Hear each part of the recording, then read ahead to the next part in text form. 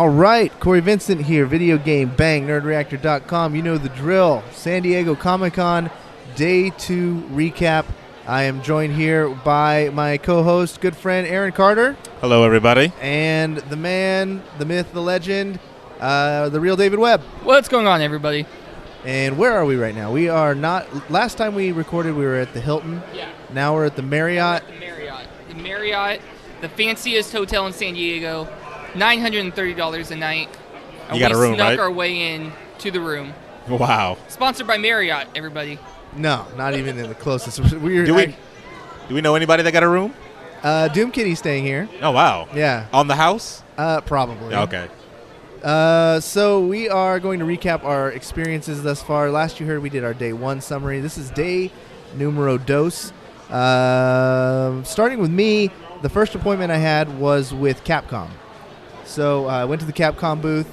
I was there early, got to get in line, and I did pick up one of the hot items that I had on my wish list, which was the Hot Ryu Funko Pop.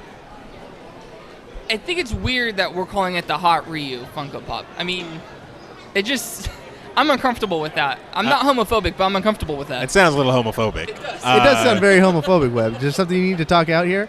But to be fair, I mean, it says it on the box. It says Hot Ryu. Hot Ryu. The community has dubbed that Hot Ryu. I didn't know they marketed it that way. Did they? Well, did they do that in the game too? Technically, they market it as Hot Ryu. Okay. But, okay. you know. Elitists. Understandable. The other thing I got was I got the Capcom mystery bag. So $65 for just a grab bag of Capcom things. And I actually felt like I got my money's worth. Like, it included the statue that comes from the Street Fighter V collector's bundle. It included 2 T-shirts, a bunch of little doodads and knickknacks, like an art book from all the Street Fighter V characters that has like their Tinder profiles. Like, remember Tekken would do it? It'd be like blood type. Oh. Yeah. A whole bunch of Dislikes. unnecessary Likes. information about a fighter. Yeah. Yeah, it had all that stuff in it, and so it's pretty awesome. I love that. But getting to the VR part, it was the kitchen demo. Really? Have you seen this one? No. So basically, you're in a kitchen. It was done with the PlayStation VR. My first experience with that, very good. Okay. So the fit on it was comfortable. I could see everything perfectly. I'm sitting in a room, bound. So like I'm holding the controller, and if I lift the controller up, I can see my hands. Oh, that's pretty cool. So it's using the motion control. Were they the balls? Did you have those? No, the no, little no, stick no, balls? just The actual controller? The actual controller. Okay. Just 2 hands on the controller, not plugged to anything else. And if I lift up, my hands are bound. So it feels like if I have my hands on the controller, they're really Your hands bound. are bad. There was a tripod with a camera staring me in the face, and you use your hands to knock it over. And it wakes up this guy who's laying on the floor unconscious. And he gets up, finds like a knife, and like this whole thing looks incredible.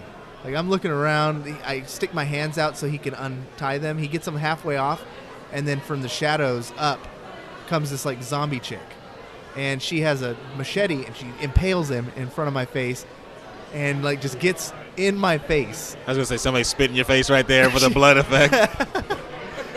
I'm terrified at this point. Like, I have the controller. I'm actually physically leaning back. Like, wow. Holy shit, she's going to kill me.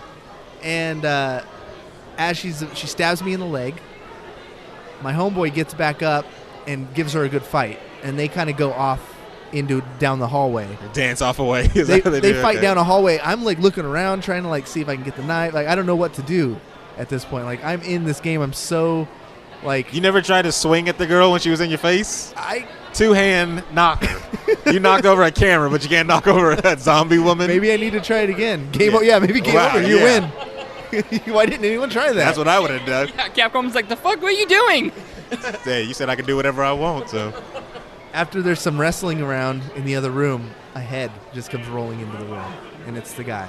Decapitated. And there's just like things, like I'm wearing some sweet surround sound headphones, so I hear like rattling going on in the other rooms. It's got my full attention. Like, my head's on a swivel. I'm audibly cursing when stuff is happening.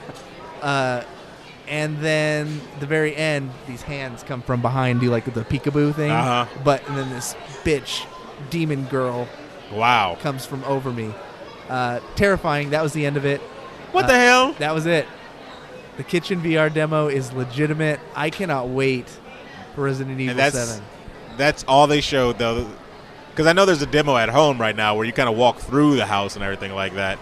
But was it the same? It's the exact same cabin, or? I don't know. I haven't played it yet. You haven't played the demo? This was just one little kitchen area, like a story played out in front of me. I know, Webb, was it yesterday you got to have a VR experience too? No, it was day one. I had a VR experience with Suicide Squad. Okay, we talked about it, and me and Aaron, we've talked about like maybe movies going into first person. That's what Webb got to see. He got to see a scene from Suicide Squad as Margot Robbie's character. Really? Yeah, so I saw two different versions. I saw one version where I was just there. I was a fly on the wall. It was the scene from the trailer where they're in the office building. And I saw the whole scene play out, and it was dope because I'm sitting there and I'm turning my head and I could see things going behind me. I could track characters as they're running through. And then it stopped. One of the producers talked for a minute, and then it replayed like without the special effects, but as Harley Quinn. And I'm running through. I have a bat in one hand, I have a revolver in the other hand, and I'm running through and like smacking whoever it is that they're fighting. Some sort of like black creepy people. That's interesting. It was interesting, but also what was even more interesting is I'm sitting there. I'm thinking, okay, I'm gonna be basically a floating head. Yeah, I have these in front of me. So I look down. Nope. You got the boobs, huh? Awesome. Yep. So they must have strapped it on her head for one scene and told her to run and do all this stuff. You can hear her breathing too. Wow. Yeah. That's a little creepy there. Yep. Said I was half chub the whole time, huh?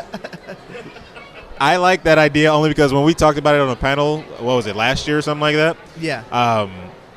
It causes a fan or a viewer to go back and see the movie multiple times because you could have missed something if you didn't look in the right direction. Well, and the cool thing too is like this was Samsung, like the Gear VR. So I was looking on it on a Galaxy Note. So that was the amazing thing is it looked awesome with the Gear VR, which, you know, I mean, you and I, Aaron, we both have Gear we got VRs, the VR, yeah. And it's good quality, but when it's said and done, it's not, for $100, you're not going to beat the Oculus. You're not going to beat the HTC Vive. This was good. It was pretty good. I forgot I was on the VR. I was on the Gear. So they let you use your phone, or no? It was the phone that's there. Okay. Yeah. I did get some sweet, like a sweet sticker to go over my VR. Nice. And Mark from Nerd Reactor, he was with me, and he goes, "Oh, that's dope. I want to get one." He has an iPhone, so he goes up. He goes, "Can I get one of those stickers?" And she goes, "Are you a Galaxy owner?" His mistake was he hesitated, and then he goes, "Yeah." She goes, "Let me see your phone." And he goes to reach for his pocket. He's, "Never mind. I have an iPhone." And he just walks off. The next thing I got to do after the VR experience was fitting. We went to the panel room and actually watched the Resident Evil 20th anniversary panel. Nice. It was pretty cool. I mean, they really kept a lot of stuff under lockdown. You know, it's not like they made any major announcements. The whole first section was just them announcing like all the remakes and all the basically ran 1 through 6 how you can currently buy the games with all the content everywhere. So it's just like HD stuff? Yeah. Okay. Yeah, pretty much. But it was pretty awesome to realize that this thing's been going on for 20 years. Like Resident Evil has been around forever and gone through many iterations. Like when they showed the first scene of the zombie turning around from that first game, it was pretty old school. Yeah, it gave me the feels. Like it gave me the feels. It has it. You cheer up a little bit? I teared up just a little bit. It hasn't been scary since. But now, I mean, with what you said and when we saw the E3, yeah. I don't know what you guys were playing when you guys were using the Samsung VR that scared people. What were you guys? Oh, the Sisters. Sisters, yeah, that was creepy as fuck. Yeah, but the graphics weren't like crazy. I don't even care. Yeah, I don't even care. I have a doll. I see 2 dolls. Light go out. There's 1 doll. I'm scared. Yeah. That I feel like I don't know what you saw, but there's no way it could have compared to the Resident Evil. There wasn't. Just based on your description, I'm shaking. Was it the full gray overtone? No, it was just like I was in the game. It's like I was in a Resident Evil game because the graphics from the Resident. I mean, it was a good-looking Resident Evil game. Like, but I was in it. They haven't. I didn't recognize the other character, you know, so the dude who got his head ripped off. I don't think anybody's recognized these characters just yet. I think they're all brand new. I think everything is fresh, and they're like nobody. You don't get get any backstory? You just get random people, and they're giving it to you. Webb, what did you do yesterday? What was your big appointment? So my day 2, it was pretty short. I was supposed to have 2 things on the docket. First was Archer. I got a round table with the Archer, the whole crew, and some of the producers. That was awesome. That was actually really cool. My favorite, it's a cliche, but it was my favorite, was John Benjamin and Aisha Tyler. They were with us. And their rapport with each other in real life is basically the rapport that they have on the show as their characters. Awesome. Like, just the banter back and forth. It was hilarious. It was awesome. What type of questions did you go for? And they use their real voices, too. So, like, it was probably like you got to see, like, some, like, IRL Archer. Yeah, I did. And it was really weird because you look at John Benjamin's picture and you go, wait, that's Archer? Oh, no, he yeah. looks nothing. Yeah. All of the other characters look like themselves, look like the actors, except for Archer. But then he talked. I was like, holy shit, I'm sitting in front of Archer right now. And we even got him to do a picture where, in the show, he takes a drink and he holds up the finger. Yeah, we got him to do that. Nice. And Aisha's just staring at him like, you douchebag. Like, it was great. What type of questions, though, were, asked? I didn't ask any because I was too busy trying not to look like a blundering idiot, because that was the one that I was actually really excited for. That's terrible. But no, we were asking a lot of Season 8 questions, like what's going to happen at Season 8, and I'm behind. So I didn't have, and that was another reason why I didn't have any questions, because I'm behind. So I didn't have any, that was the pressing question. They have that under lock and key, hardcore. But one of the things that they did let slip was that Season 8 is going to be drastically different from anything they've ever done. And we asked, Season 6 different? Because Season 6 is when they became, drug cartel. Cocaine. Yeah, cocaine, yeah. He said, it's going to be that much of a switch, but way more different. Did they let you record anything? Yeah, we got some voice. You got voices? Okay. We're just recording the actual interview. The actual interview. My big question was, if it's going to be so different, is Mallory switching from martinis? And they said that they only have Mallory drawn with a martini. So if they switch it, they have to redraw Mallory 100%. That sucks. So, yeah. I don't know if that was a joke or not, but I did learn that the Yucky Bates, the guy who plays Krieger, who voices Krieger, the actor, he is actually the model for Ray's character. When they drew Ray, they used him as the model. Really? Which, once he said it, I was like, I can see that, but he acts 100% like Krieger. He is, if he had access to the stuff that Krieger had access to, we would all be screwed. That's terrible. That's terrible. And then lastly, my day was supposed to end with a panel with the Art Directors Guild, or Art Illustrators Guild, for DC, Marvel. They worked on shows, they worked on movies, comic books, kind of like the whole 9 yards. But it got moved, the panel got moved up to the same time as Archer. So by the time I got there, they were about 15 minutes until it was over. So I missed that. So my day 2 was Archer. That was it. Damn. There's a lot of day 2.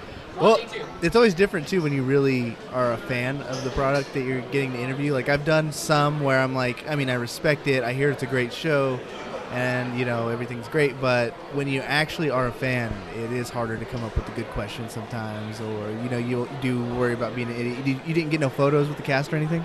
No, they were super strict on, the photo situation. I was able to sneak a photo of just the cast, but the selfie situation was on. They weren't having it. They were give moving. A reason why? No, it was just super. Well, they had a panel, so they had a schedule to keep, and it was super the other thing too about these panels, these roundtables, is that when the actors first walk in, there's a whole line of video cameras and picture cameras. It sounds like 1800s. The picture cameras of people. So that takes a while. So by the time they actually get to us sitting at the round table, it's they have 3 minutes. We have 3 questions that we can ask, and then that's it. They're moving. So story though about that is that there is this other press junket I don't remember the name of it, but I'll just leave them nameless. Kotaku. They have been, they've been in 2 of my roundtables, and the other press people and the talent hate them because they have been hammered in both ones, and they just monopolize the table that they're at. They both ones I've seen. It's 2 different people from the same outlet. They've been both dressed as Predator, and they come in with drinks in their hand. And when we had, I'm blanking on his name. Cecil plays Cecil in Archer. I don't know who plays him. He was SNL alum. Parnell. Thank Cyril? you, Chris Parnell. Cyril. I was like, who the hell is Cecil? That's season 8 spoiler. Cyril Figgis? He's changing his name to Cecil. Okay. Season 8 spoiler. Chris Parnell, when he got to us, because he was at that table before us, he was visibly annoyed as hell. Like, he was nice. He was cordial with us, but you could tell he was just thrown off his game because the other guy, and they were even questioning him, how did you get in here? I don't know if it's Kotaku or not, but now afterwards I really have to know. Like, you're going to have to tell me because I did not know it was that level of and it's happening at two separate ones, two separate people. 2 separate ones, and we, in some of my stuff for day 3, we've talked about going to CCI and explaining you guys need to not let them back because they're terrible people. Is this one we've heard of? No, it's a small thing. It's not Kotaku. It's not. Okay. That makes more IGN. sense. It's IGN. Yeah. It's Disney. Small, nothing. It's Nerdist. Yeah. I kind of had a brief experience with that. There was we were doing a Man in the High Castle, and there was this guy. He was an older gentleman from one who more focuses on screenplays, and like he had like a big camera and like a kind of a crew, and he was sitting closest to the talent. So whenever they were like ready, set, go, he took over. He was like, "Hi, this is James Vanderbilt with this website, and what did you think when you first read the script?" And then they'd answer, and they'd be like, "Oh, that's interesting. So when the script came out, and then he did it 3 times in a row, and finally this other lady who was at our table, who was a seasoned vet, who was like not having it, was like, "This isn't your interview." He's like, "Oh, my bad." Luckily that was the end of that little exchange. Wow. And then he was on point the whole rest of the thing. But so I don't get it how they're conducted then. The roundtables. Roundtables, it's just like everybody, free right? for all. I've been in some. Last year I was in some great roundtables where beforehand we all game planned and we said which ones are we really big fans of, who's got the good questions, because sometimes if you don't know, you just want to hang back and kind of grab information. Like last year I did Cartoon Network. Whenever a regular show popped up, I had all the questions because I was one of the bigger regular show fans at the table. But then when Steven Universe came, I took a total back seat and let the Steven Universe fans take over. So usually, press people have been doing it for a while. They're smart. Okay. That other guy probably just got caught in like a moment of... He's like, I'm going to interview all day, guys. And step back. Everybody who came in, his first question was, "So what did you think when you read the script?" Terrible. Did he really sound like he was on NPR, or is that just your impression? No, he really did. He was a very old, "So what did you think?" His smooth jazz playing where he's interviewing. The Adam Sessler. Hey, Yeah, look at Adam Sessler. Wow, we've seen, just sitting here, Adam Sessler walk by. We've seen Stan Lee walk by. SpongeBob. And then a litany. Yeah, we saw SpongeBob, Tom Kenny, and a litany of just amazing cosplay. SpongeBob totally snubbed me. Totally snubbed me. Did he really? Was it really him? Yeah, it was him. Oh. I could read his badge. It said Tom Kenny, but he was on the phone. He was trying to call somebody, so I understand that. Now he hates us. But it's, is that Ewan McGregor? Is that Conor McGregor? Where? Right here in the Superman shirt. I can't see. Flossing his teeth. No, that's not him. It's just some old white guy that looks like him. You had me really here for a minute, because you never know who you're going to see. Like I explained it the other day, maybe on Ivy's podcast or something, but like take every actor you've ever seen in your life and then just spin a wheel, and then they're probably here. They'll just pop up. Wow. You love them, you hate them, you respect them, you think they suck. Like it doesn't matter. They just show up. Wow. I wish Sessler would have came over here though. What was he gonna do? Come over here? And he was walking through here like he had some place to be. Definitely. Yeah, he was. Other thing we did last night, and then we'll cut this one short, was the Sonic 25th anniversary party. I missed like the first half because I was working on a top secret project, but I guess there was some trouble at the door. Yeah, so as we probably mentioned on the day one recap, Cory and I brought our wives with us, and Cory was tied up, top secret project, and so me and the wives got to the party first, but Cory being on the list, we were not able to just walk in with his wife. Me and my wife were able to get in, but it was no go with his. So we were like, no, we're gonna wait for you. We'll wait for Cory, and so we're standing outside. And I look at the back of my badge, and I'm like, oh, there's like a huge announcement coming in like 15 minutes. And the wives are like, go. I was like, thank you. Wow. I peaced.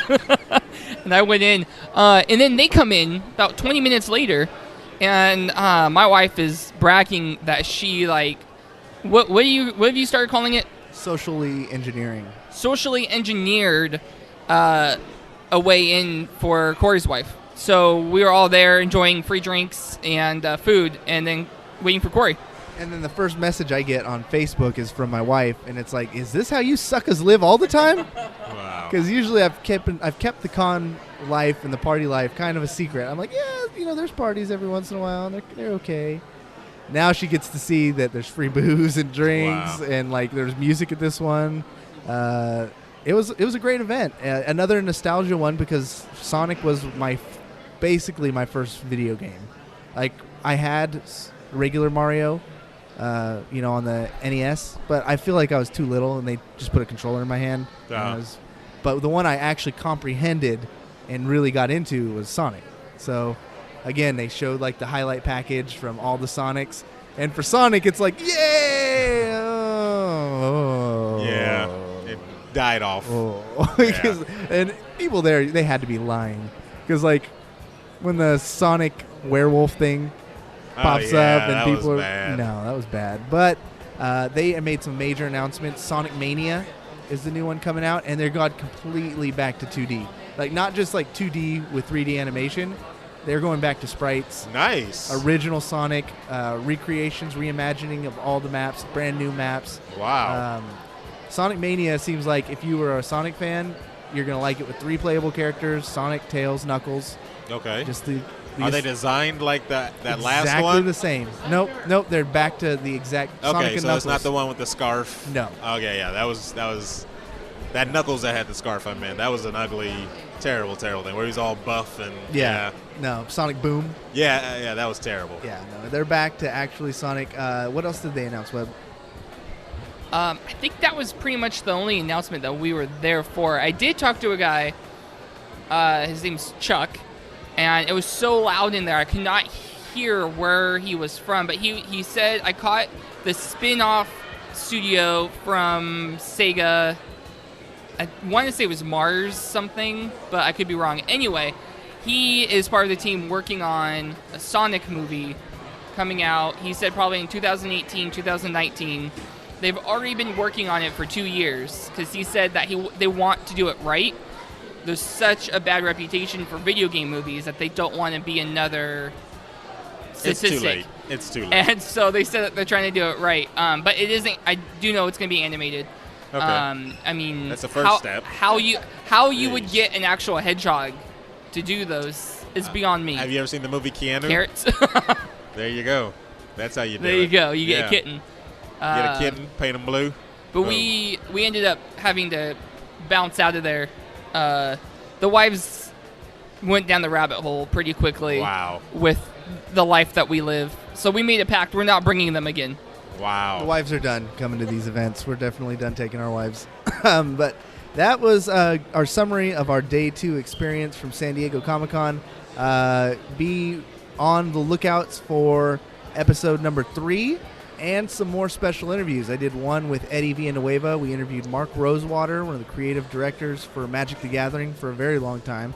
So look forward to that one. If you've already checked out the Stern Pinball and Day 1, please like, share, all that good stuff. We're going to go ahead and enjoy the rest of Day 2, and we will see you on Day 3. All right. You've just been banged.